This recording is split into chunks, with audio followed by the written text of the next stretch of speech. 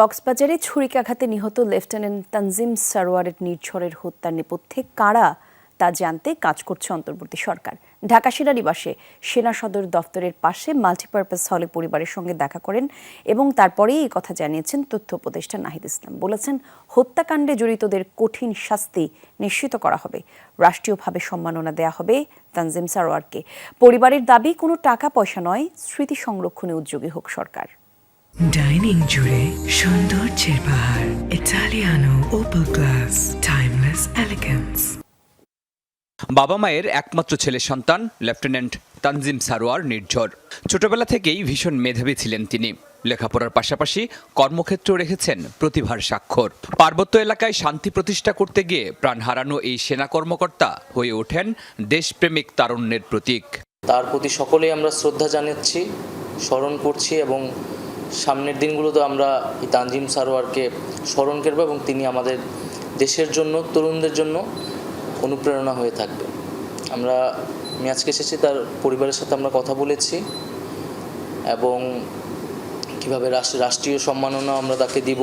বৃহস্পতিবার বিকেলে তানজিমের পরিবারের সঙ্গে দেখা করেন তথ্য উপদেষ্টা নাহিদ ইসলাম। শোকে স্তব্ধ পরিবারকে সান্ত্বনা দেন তিনি, অঙ্গীকার করেন পাশে থাকার।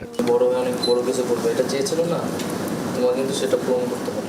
এত অল্প বয়সে এভাবে সন্তানের প্রাণ যাবে ভাবতেও পারেননি তার বাবা সারোয়ার জাহান দেলোয়ার।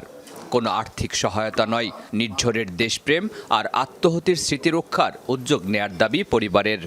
তার যে কতগুলা মেডেল আছে আমার ঘরে তা আমি নিজেও বলতে পারবো না, অগণিত। ক্যাডেট কলেজের থেকে কত যে বাস্কেটবল খেলায় চ্যাম্পিয়ন হয়েছে তার কোনো হিসাব নাই। রাষ্ট্রের কাছে একটা আবেদন শুধু, যে আমার ছেলের স্মৃতিটা যেন থাকে। তথ্য উপদেষ্টা বলেন, তদন্ত করা হচ্ছে ঘটনার নেপথ্যে কারা আছে তা জানতে। কঠিন শাস্তি নিশ্চিত করা হবে নির্ঝর হত্যাকাণ্ডে জড়িতদের।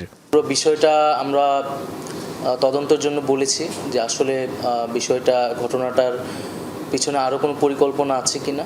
তবে এর পিছনে যেই থাকুক না কেন, যারাই থাকুক না কেন, এই ঘটনার অবশ্যই বিচার হবে এবং পুরো দেশে আসলে এই যে অবৈধ অস্ত্রগুলো রয়েছে, এই অবৈধগুলো দ্রুত সময়ের মধ্যেই পুনরুদ্ধার হবে।